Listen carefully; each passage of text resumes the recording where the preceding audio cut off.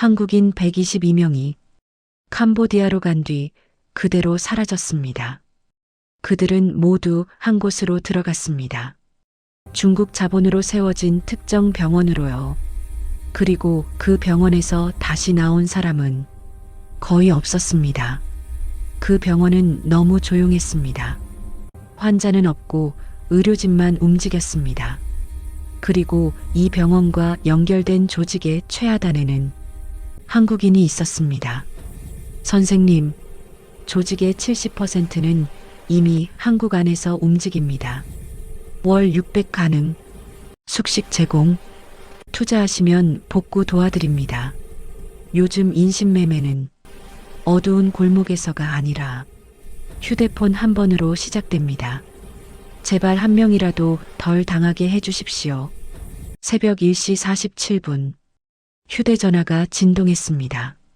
평소 같으면 무시하고 잤을 겁니다. 하지만 제 인생에서 가장 무서운 이야기의 시작이었습니다. 화면에 낯선 번호. 하지만 메시지 내용은 낯설지 않았습니다. 선생님, 저 드디어 한국으로 돌아왔습니다. 죽기 전에 꼭 해야 할 말이 있어서 연락드립니다. 한숨이 절로 나왔습니다. 또다시 누군가가 캄보디아 지옥에서 살아 돌아온 것입니다. 저는 지난 몇 달 동안 수십 명의 피해자와 가족들을 만났습니다. 몇몇 내부자의 이야기도 들었습니다. 하지만 이번 메시지는 달랐습니다. 문장 하나하나에서 공포가 스며 나왔습니다. 바로 전화를 걸었습니다. 3번의 신호음, 그리고 거칠고 쉰 목소리. 선생님, 저 한국 사람입니다. 조직원이었어요. 제가 말하려는 건 너무 위험한 얘기입니다. 그는 자신을 이렇게 소개했습니다. 한국인 하청 조직원, 그리고 현직 조폭. 저 1년 동안 캄보디아 범죄단지에서 일했습니다. 그 한 문장에 저는 곧바로 자세를 바로잡았습니다. 말투는 정리되지 않았고 문장도 어눌했습니다. 하지만 단어 하나하나가 마치 오래 잠긴 금고가 열리는 듯 했습니다. 저 1년 동안 거기 있었습니다. 나중엔 못 버틸 것 같아서 그냥 도망쳤습니다. 제 머릿속에 캄보디아 범죄단지가 떠올랐습니다. 수백 명의 한국인이 사라진 곳, 누군가는 죽고 누군가는 강제노동에 시달린 곳. 그런데 지금 제 귀에 들려오는 목소리는 그 안에서 일했던 사람이었습니다. 선생님, 제가 왜 선생님에게만 연락했는지 아십니까? 그는 깊게 숨을 들이마셨습니다. 한국 오자마자 국정원에서 2번, 경찰에서 3번 조사받았습니다. 근데 아무도 제 이야기를 끝까지 들으려 하지 않았습니다. 제가 가진 정보가 너무 많다고 했습니다. 국정원, 경찰. 그렇다면 그는 단순한 피해자가 아니었습니다. 확실한 내부자였습니다. 저는 조심스럽게 물었습니다. 그래서 지금 하고 싶은 말이 뭔가요? 몇 초간 침묵.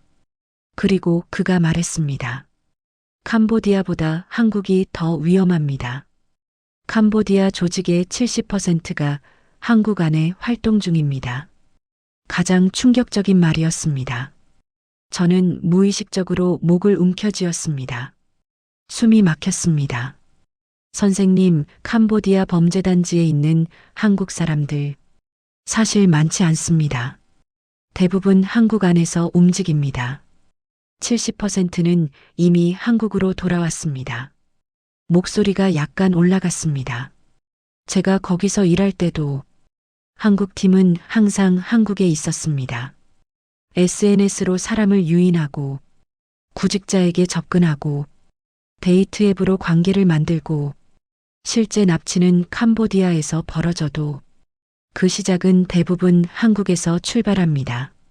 낯선 공포가 스며들었습니다.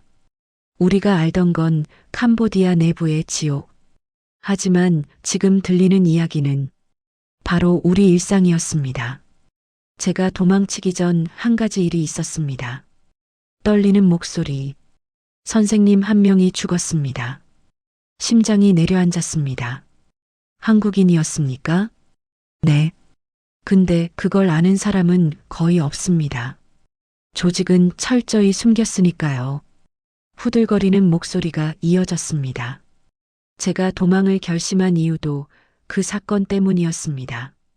다음은 나일 수도 있다는 생각이 들었습니다. 첩보 영화 같은 이야기가 지금 제 귀로 실제로 흘러들어왔습니다. 제가 지금 말하는 건 제 생명을 걸고 하는 말입니다.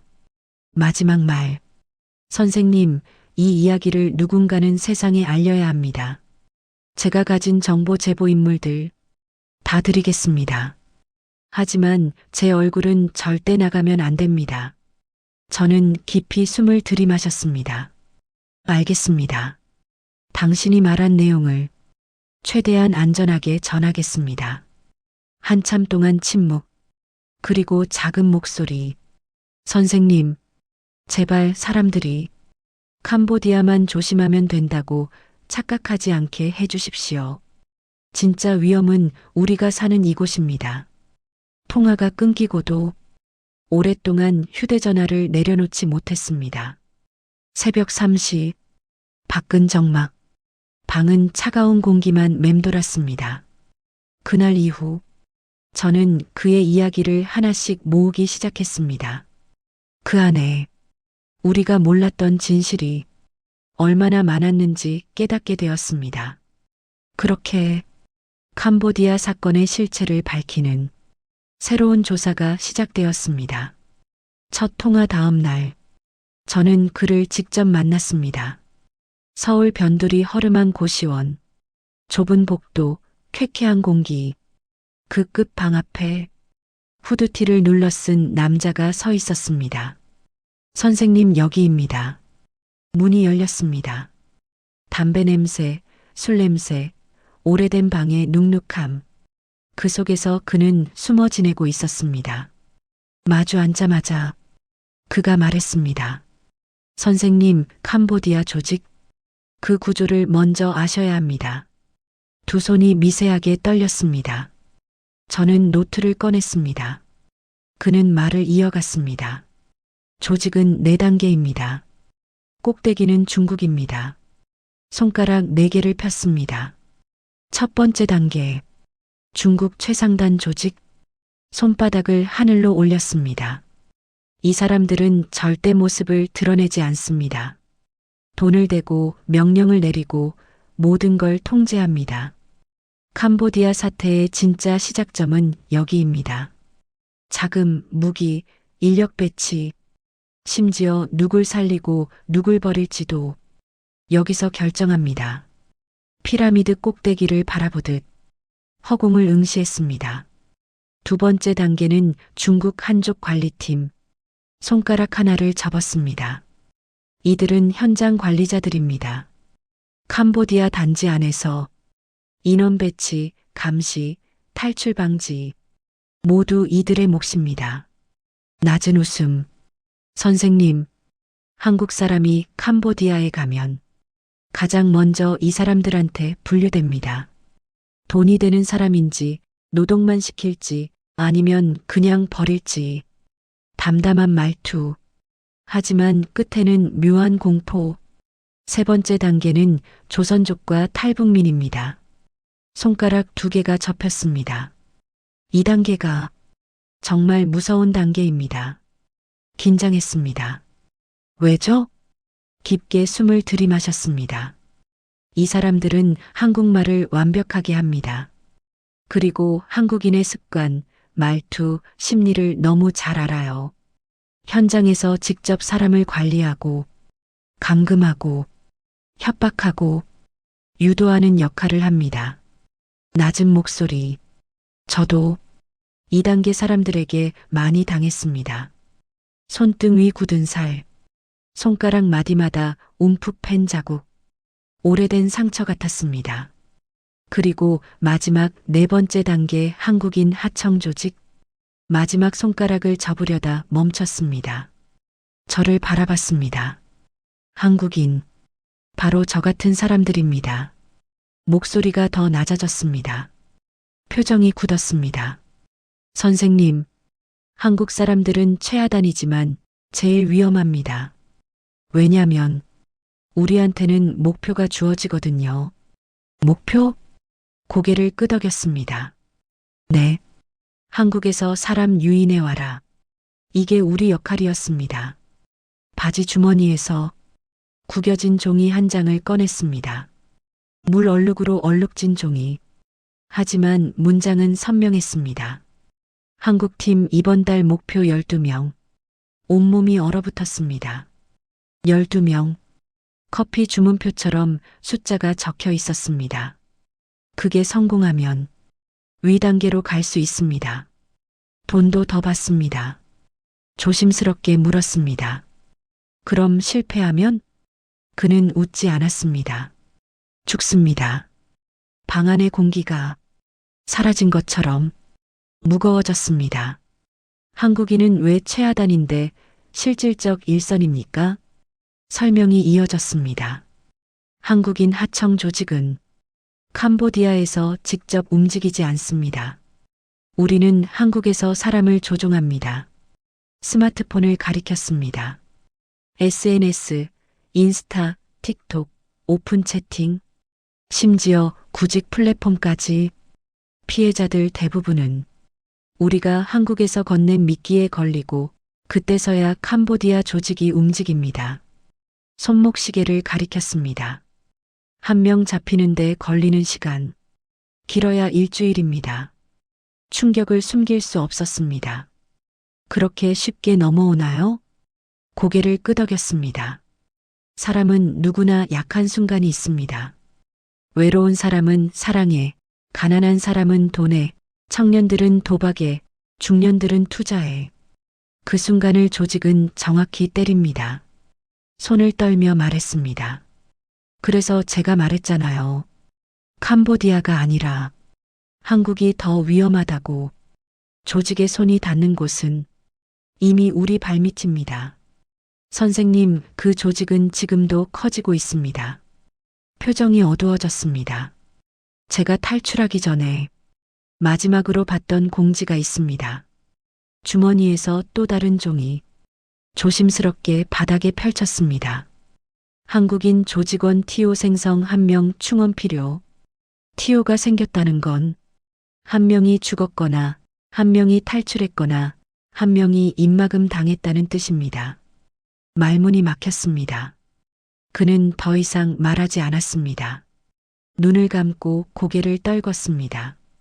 그날 저는 처음으로 깨달았습니다. 우리가 알고 있는 캄보디아 사태는 얼음산 위 작은 조각에 불과했고 그 밑에는 거대한 검은 피라미드가 천천히 우리를 삼키고 있었습니다. 바람이 유난히 차가운 날이었습니다. 제보자를 만난 다음 날, 저는 그가 말한 또 다른 이야기를 듣기 위해 다시 마주 앉았습니다. 캄보디아 조직원으로 활동하다 한국으로 들어와 조사받고 풀려난 조폭 이야기. 그는 담배를 연신 피워대며 습기 찬 방을 뿌연 연기로 채웠습니다. 선생님, 오늘 말씀드릴 건 제가 그곳에서 본 것 중에서도 가장 이해가 안 되는 일입니다. 조용히 고개를 끄덕였습니다. 그 사람 분명 잡혔는데 풀려났습니다. 목소리가 유난히 낮았습니다. 제가 캄보디아에서 일하던 시절 같은 한국인 조직원 중 한 명이 문제를 일으켰습니다. 사람 한 명을 잘못 손댔다고 하더군요. 잘못 손댔다고요? 씁쓸한 웃음. 네. 거기선 사람을 어디에 팔든 도박에 끌어오든 장기로 넘기든 단가가 매겨져 있습니다. 그 단가를 건드린 거죠. 숨을 삼켰습니다. 한국인 조직원은 캄보디아보다 한국이 더 무섭다는 걸 압니다. 조직이 한국 안에도 뿌리 깊게 퍼져 있고 누구한테 끌려가도 이상하지 않으니까요. 담배를 꺼트리며 계속 말했습니다. 어쨌든 그 사람은 사고를 쳤고 조직에서 잠깐 대기시키다가 한국으로 보냈습니다. 말이 좋아 귀국이지 실제론 처리하라는 의미였습니다. 그리고 한국에서 경찰이 그를 잡았죠. 한국 경찰이요? 고개를 끄덕였습니다. 네. 도착하자마자 공항에서 잡혔습니다. 그 사람은 이미 국정원에도 몇 번 올라가 있던 이름이에요. 캄보디아 내부에서 활동한 한국인 조직원으로 익히 알고 있었죠. 그럼 제대로 수사받았겠네요? 고개를 천천히 좌우로 저었습니다. 아닙니다. 놀라서 물었습니다. 증거가 부족했나요? 한숨을 쉬었습니다. 캄보디아에서 벌어진 일은 증거가 거의 없습니다. 시신도 없고 기록도 없고 언어 장벽도 있고 한국에 돌아오면 그저 의심 가는 사람 정도일 뿐이죠. 테이블에 손을 짚었습니다. 그러다 보니 한국 경찰이 몇 번 조사하더니 결국 풀어줬습니다. 충격을 감출 수 없었습니다. 조직원인데도요? 씁쓸한 미소. 네. 직접 증거가 없다는 이유로. 그리고 그는 다시 동남아로 갔습니다. 도망친 건가요? 머리를 저었습니다. 아닙니다. 자발적으로 갔습니다. 순간 말문이 막혔습니다. 조용히 말을 이어갔습니다. 선생님, 이해하셔야 합니다. 그 사람들에겐 한국이 더 위험할 수 있습니다. 조직이 이미 한국 안에서도 촘촘히 연결돼 있으니까요. 손가락 관절을 꾹 눌렀습니다. 오히려 캄보디아가 안전하다고 느껴지는 그런 이상한 상황이 벌어지는 거죠. 믿기지 않는다는 표정으로 물었습니다. 왜 다시 돌아간 겁니까? 조직이 무섭다고요? 작게 웃었습니다. 무섭죠. 하지만 그보다는 잠시 말을 멈췄습니다. 돈 때문입니다. 조직원으로 일하면 돈이 너무 많이 들어옵니다. 갑자기 현금을 꺼내 테이블에 내려놓았습니다. 손때가 묻은 얇은 봉투. 봉투를 열자 5만 원 지폐가 빽빽하게 쏟아졌습니다. 이게 그 사람들 월급입니다. 유인 성공하면 인센티브. 피해자 한 명당 200만 원에서 1000만 원까지. 온라인 도박으로 돈 잃은 사람 있으면 그중 일부가 그대로 조직원에게 따로 떨어집니다. 봉투를 다시 밀어 넣었습니다. 한국에서 10년 일해도 이만큼 벌기 어렵습니다. 눈을 감았습니다. 그러니 풀려난 그 조폭이 왜 다시 갔는지 이제 이해가 되시죠? 깊게 숨을 들이켰습니다. 사람은 무섭고 잘못된 일임을 알면서도 돈 앞에서 흔들립니다. 저를 똑바로 바라보았습니다. 그 사람은 조직이 조용히 처리했어야 할 사람입니다. 근데 한국에서 풀려났어요. 조직 누구보다 많은 걸 알고 있었는데 눈빛이 흔들렸습니다. 그런 사람을 조직이 가만둘까요? 고개를 저었습니다. 아니요. 낮게 말했습니다. 맞습니다. 그 사람은 결국 스스로 조직이 있는 곳으로 들어갔습니다. 살기 위해서 이어 말했습니다. 그리고 그 뒤로 연락이 끊겼습니다. 한국에도 캄보디아에도 그 어디에도 흔적이 없습니다. 깊게 숨을 들이마시고 내쉬었습니다. 선생님, 이건 그냥 범죄 사건이 아닙니다. 한국과 캄보디아, 중국까지 얽히고 얽힌 거대한 하나의 시스템입니다. 얼굴이 심하게 일그러졌습니다. 그리고 그 시스템은 지금도 잘하고 있습니다. 말을 들으며 한 가지 사실을 깨달았습니다. 우리가 캄보디아 인신매매 사건이라고 부르는 일은 사실 외국에서 일어난 범죄가 아니었습니다. 그 시작점도 끝도 심지어 중심도 모두 한국 안에 있다는 것. 조직은 이미 우리 일상 속에서 조용하고 은밀하게 뿌리를 내리고 있었습니다. 그날 이후 저는 더 이상 이 사건을 해외 범죄로 바라볼 수 없게 되었습니다. 이건 우리 곁의 이야기였습니다. 제보자를 만난 그날 밤 하루 종일 머릿속에서 한 가지 문장을 떨칠 수 없었습니다. 선생님, 요즘 인신매매는 온라인에서 시작됩니다. 그 말은 오래된 상식을 완전히 부쉈습니다. 우리는 여태껏 인신매매라고 하면 어두운 골목, 낯선 차량, 강압적인 납치를 떠올렸습니다. 하지만 그는 말했습니다. 요즘은 본인이 직접 걸어 들어갑니다. 제 발로요. 선생님, 인신매매는 더 이상 잡아가는 범죄가 아닙니다. 그를 다시 만나 차 안에서 이야기를 나눴습니다. 창밖엔 비가 잔잔히 내렸습니다. 그는 낮게 조심스럽게 말했습니다. 요즘 인신매매는 사람을 끌고 가는 게 아니라 심리적으로 이끌어내는 방식입니다. 구체적으로 어떤 방식인지 물었습니다. 손가락으로 휴대폰 화면을 가리켰습니다. 여기서 다 시작됩니다. 폰을 펼쳐 몇 장의 사진을 보여주었습니다. 고급 승용차, 비싼 시계, 고층 오피스 사진들. 그리고 단 한 문장. 하루 30만 원 쉬운 일자리. 관심 있으시면 DM 주세요. 무심코 웃었습니다. 이런 건 속는 사람이 있나요? 제 표정을 보더니 웃지 못하는 표정으로 말했습니다. 선생님, 요즘 이런 글에 미끼 무는 사람이 생각보다 너무 많습니다. 사람은 누구나 약한 순간이 있습니다. 조용히 말했습니다. 예를 들면 외로운 사람은 연애로 유인합니다. 휴대폰을 넘겨 또 다른 화면을 보여줬습니다. 데이트의 프로필, 예쁜 사진, 친절한 메시지, 그 아래 적힌 짧은 글. 저 누구한테도 말 못할 고민이 있어요. 혹시 들어주실 수 있을까요? 말했습니다. 이렇게 대화를 한 달, 두 달 이어갑니다.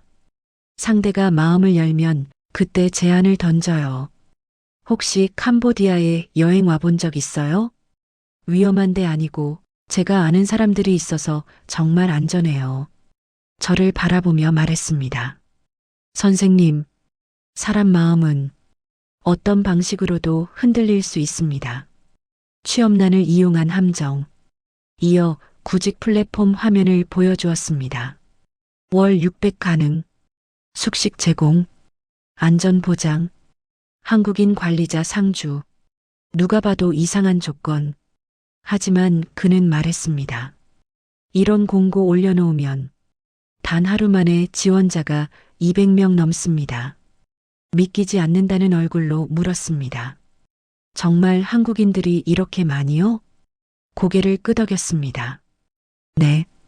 특히 20대 남성, 30대 가장들, 그리고 4050대 생계형 지원자들이 가장 많이 당합니다.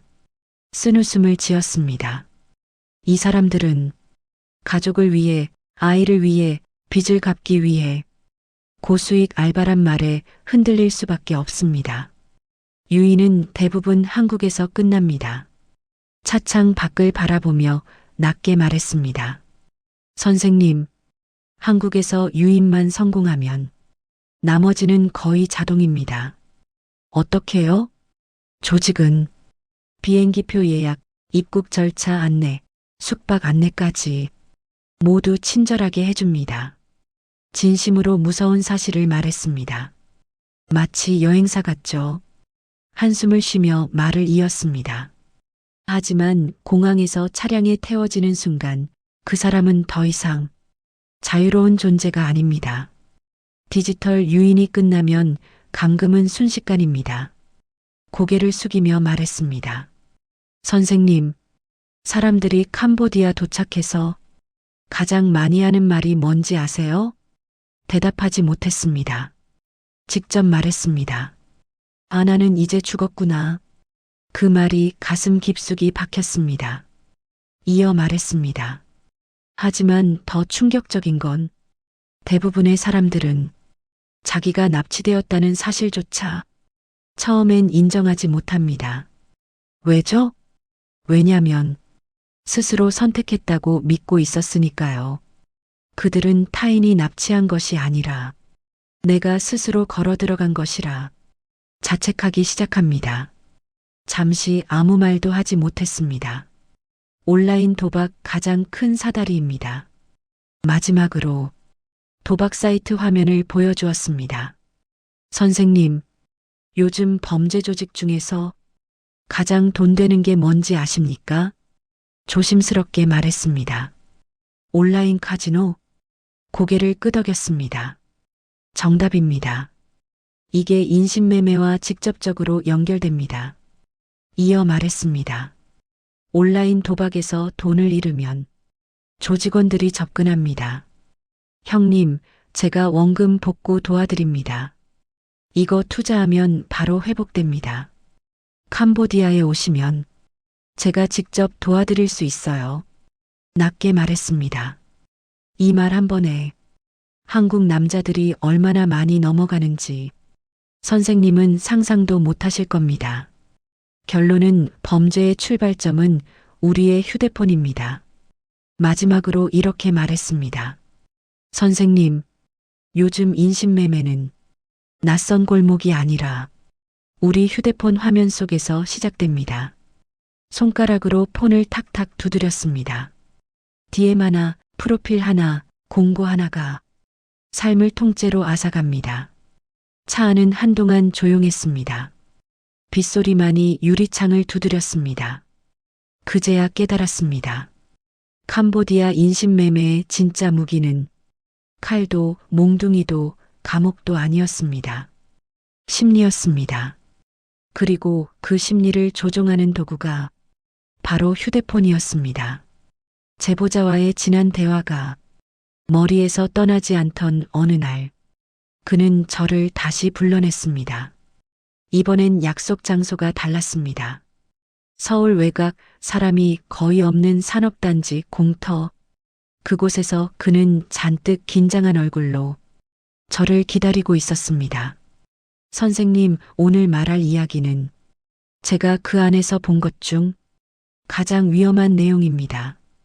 목소리는 평소보다 훨씬 낮고 거칠었습니다. 천천히 고개를 끄덕였습니다. 주위를 두리번거리며 말을 이었습니다. 선생님, 캄보디아 안에 중국 병원이 있습니다. 그 말은 마치 새벽 공기처럼 차갑게 느껴졌습니다. 중국 병원이요? 주머니에서 접힌 종이를 꺼내 펼쳤습니다. 어둡게 찍힌 사진 속 중국식 건축 디자인의 커다란 건물. 건물 입구에는 중국 오성홍기, 그 옆에 캄보디아 국기가 나란히 걸려 있었습니다. 이 병원들 대부분 중국 자본으로 지어졌습니다. 설명이 이어졌습니다. 중국 기술로 지어지고 중국에서 들여온 수술 장비가 설치돼 있고 중국 의사와 간호사들이 배치됩니다. 사진을 가리키며 말했습니다. 이 건물 안에서는 어떤 일이 벌어지는지 아무도 정확히 모릅니다. 그리고 122명이 사라졌습니다. 목소리를 낮췄습니다. 선생님, 인도네시아에서 122명이 단체로 캄보디아로 이동한 사건이 있었습니다. 숨을 삼켰습니다. 알고 있습니다. 뉴스에서 잠깐 스쳐 지나간 그 사건이죠? 고개를 저었습니다. 선생님, 그 사건은 잠깐 스친 뉴스가 아닙니다. 종이 뭉치를 더 꺼내 펼쳤습니다. 노트에 손으로 급하게 적힌 글자들, 거친 필기 속에서는 두려움과 분노가 그대로 묻어났습니다. 그 122명, 캄보디아 단지로 와서 모두 신장을 적출당했습니다. 그 말은 너무 조용하게, 너무 담담하게 들렸지만 오히려 그래서 더 오싹했습니다. 그게 사실이라고요? 단호하게 고개를 끄덕였습니다. 네, 그 병원에서요. 중국은 2015년에 발표했죠. 살아있는 사람 장기 적출 없다. 잠시 하늘을 올려다보았습니다. 선생님, 중국이 2015년에 사형수 장기 적출 및 비윤리적 이식 수술을 중단하겠다고 발표한 거 기억하시죠? 고개를 끄덕였습니다. 씁쓸하게 웃었습니다. 그 발표 이후로 사람들은 장기 적출이 사라졌다고 생각했습니다. 하지만 실제로는 아닙니다. 다시 종이에 적힌 번호들을 가리켰습니다. 중국 내부에서의 수술은 줄었을지 모릅니다. 하지만 그게 다 끝난 게 아니라 장소가 바뀐 것뿐입니다. 그 말이 귀를 찌르는 듯 했습니다. 그들이 캄보디아에서 할 수 있는 이유, 21번 고르고 다시 말을 이어갔습니다. 선생님, 중국이 캄보디아에 어마어마한 자본을 넣었단 건 이미 알려진 사실입니다. 손가락으로 지도를 가리켰습니다.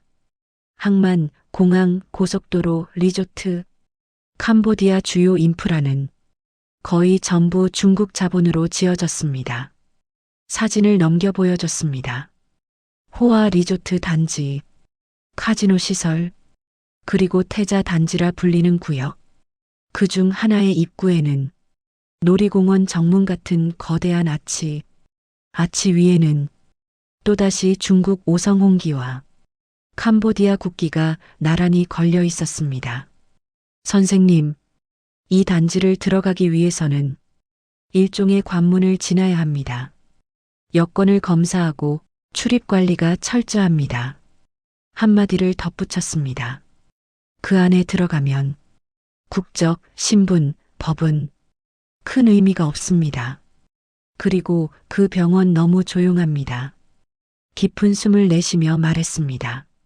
선생님, 병원은 사람이 드나들어야 하는 장소입니다. 환자가 오고 간호사가 이동하고 소음도 있고 움직임도 있어야 합니다. 손가락을 접으며 말했습니다.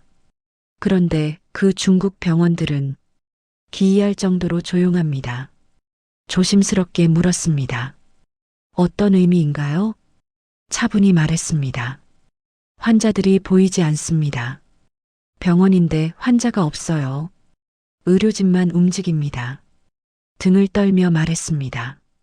마치 정해진 대상만 어디선가 가져오는 것처럼 보였습니다. 제가 직접 본 건 아니지만 의욕은 너무 명확했습니다.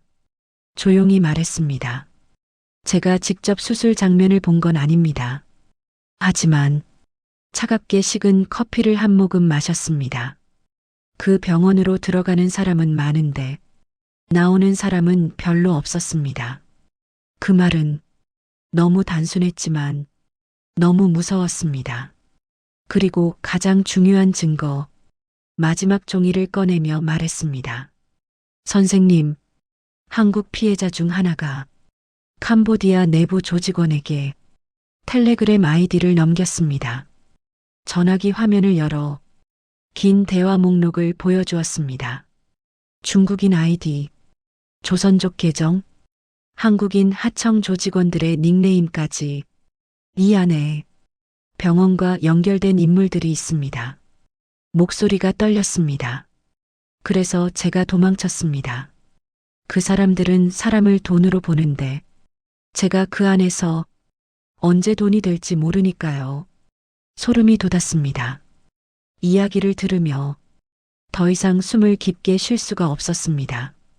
캄보디아의 범죄는 단순한 보이스피싱이나 사기나 도박 문제가 아니었습니다. 그 밑바닥에는 사람의 생명까지 거래되는 차원이 다른 범죄 세계가 있었습니다.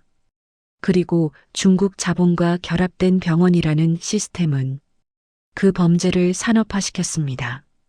우리에게 알려진 122명의 신장 적출 사건은 빙산의 한 조각일 뿐이라는 사실이 점점 또렷해지고 있었습니다. 그날 밤 제보자와의 긴 대화를 마치고 돌아오는 길, 유난히 바람이 차갑게 느껴졌습니다. 마치 제가 듣고 온 이야기들이 그 바람에 실려 어디론가 흩어져 버릴 것처럼. 하지만 그의 마지막 말만큼은 절대로 잊을 수 없었습니다. 선생님, 진짜 위험한 건 캄보디아가 아니라 한국입니다. 조직은 지금도 커지고 있습니다. 며칠 뒤 그는 다시 저를 찾았습니다. 제가 먼저 물었습니다. 지금 상황 얼마나 심각합니까? 길게 숨을 내쉬었습니다. 선생님, 제가 탈출하기 전 마지막으로 본 공지가 있어요. 휴대폰을 꺼내 텔레그램 캡처 화면을 보여주었습니다. 한국인 조직원 TO 발생 1명 충원 필요. 얼어붙은 채로 화면을 노려보았습니다. TO요? 무슨 회사도 아니고. 고개를 끄덕였습니다. 맞습니다. 마치 회사처럼 운영됩니다. 매달 인원 정리하고 실적 보고하고 새로운 인원 충원하고. 씁쓸하게 웃었습니다.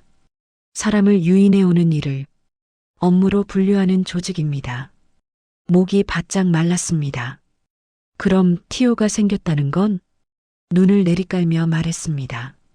한 명이 죽었거나 한 명이 탈출했거나 한 명이 처벌받았다는 뜻입니다. 낮은 목소리로 덧붙였습니다. 어느 경우든 자리가 비었으니까 그 자리를 채워야 한다는 거죠. 한국 안에 있는 보이지 않는 손들, 손가락으로 탁자를 두드리며 말했습니다. 선생님, 조직원 대부분 이미 한국 안에 있습니다. 조심스럽게 물었습니다. 70%라고 했죠? 고개를 끄덕였습니다. 맞습니다. 캄보디아 단지에 상주하는 한국인은 많지 않습니다. 대부분은 한국에서 움직입니다. 설명을 이어갔습니다. 한국에서 SNS로 유인하고 일자리 공고를 올리고 도박 피해자를 유혹하고 데이트 앱으로 감정적으로 묶어두고 캄보디아로 보내는 역할을 한국에서 완성시켜버리는 거죠. 믿기지 않았습니다. 그럼 한국이 출발점이라는 건가요? 대답 대신 휴대폰 화면을 한 장 더 내밀었습니다. 실제 한국인 유인책들이 활동한 지역 리스트, 성남, 수원, 부산, 광주, 대구, 인천, 온라인 기반 전국. 조용히 말했습니다. 이 사람들 이미 우리 동네에 살고 있습니다. 정부의 TF팀 효과는 있지만 한계도 명확합니다. 물었습니다. 정부도 대응하고 있다고 하죠? TF팀도 구성했다 하고. 신중하게 고개를 끄덕였습니다. 맞습니다. 정부가 아무것도 안 한 건 아닙니다. 손가락을 접으며 분석했습니다. 장점, 캄보디아 현지의 경찰 출국, 중국 캄보디아와 공조 수사, 단기적으로 피해자 구출에는 효과적. 하지만 곧바로 이어 말했습니다. 단점, 지속력이 없습니다. 대통령 바뀌면 정책도 바뀔 수 있습니다. 수사정보 능력이 제한적입니다. TF는 임시직입니다. 범죄 조직 속도보다 대응 속도가 느립니다. 조직은 한개월 단위로 진화합니다. 우리는 1년 단위로 움직입니다. 마지막으로 이렇게 말했습니다. 그래서 저는 TF보다 코리안 데스크 현지 상설 경찰관 배치가 필요하다고 생각합니다. 하지만 그보다 중요한 건 국민 스스로입니다. 표정이 조금 굳어졌습니다. 선생님, 제가 이 이야기를 하는 이유는 하나입니다. 국민들이 캄보디아만 안 가면 된다고 생각합니다. 그 생각이 가장 위험한 생각입니다. 단호하게 말했습니다. 요즘 인신매매는 사람을 잡아가는 게 아니라 집으로 찾아옵니다. 휴대폰으로, SNS로, 말 한마디로 눈을 마주치며 말했습니다. 그리고 가장 무서운 건 지인이 소개한 일이라는 착각입니다. 그 말은 때로는 가족보다 가까운 사람을 의심해야 할 수도 있다는 잔혹한 현실을 보여줬습니다. 시청자 여러분, 이건 남의 일이 아닙니다. 카메라를 바라보듯 눈앞에 제보자를 마주했습니다. 마지막으로 이렇게 당부했습니다. 온라인 도박하지 마십시오. SNS로 만난 사람 절대 믿지 마십시오. 고수익 알바, 숙식 제공. 이런 말은 무조건 의심하십시오. 지인이 소개해도 의심하십시오. 목소리는 마치 마지막 도움 요청처럼 들렸습니다. 선생님, 사람들이 조심하면 이 조직은 반드시 약해집니다. 그들의 가장 큰 힘은 속아주는 사람이기 때문입니다. 고개를 떨구며 말했습니다. 그리고 선생님, 제가 이 이야기를 털어놓은 건 누군가에게 경고하고 싶었습니다. 조심스럽게 말했습니다. 당신 이야기는 반드시 사람들에게 전해지게 할 겁니다. 잠시 멈췄다가 작은 목소리로 속삭였습니다. 부디 한 명이라도 덜 당했으면 좋겠습니다. 그 말이 끝나는 순간 이 이야기가 단순한 제보가 아니라 한 사람의 마지막 간청이라는 걸 깨달았습니다. 그날 조용히 혼잣말을 했습니다. 우리가 조심하는 순간 누군가의 삶이 구해진다. 그의 폭로는 단순한 제보가 아니라 한 사람의 절규였고 우리를 향한 마지막 부탁이었다. 오늘 이야기는 여기까지입니다. 오늘 이야기도 유익하셨다면 구독과 좋아요 부탁드립니다. 항상 여러분의 따뜻한 한마디가 저에겐 큰 힘이 됩니다. 그럼 감사합니다.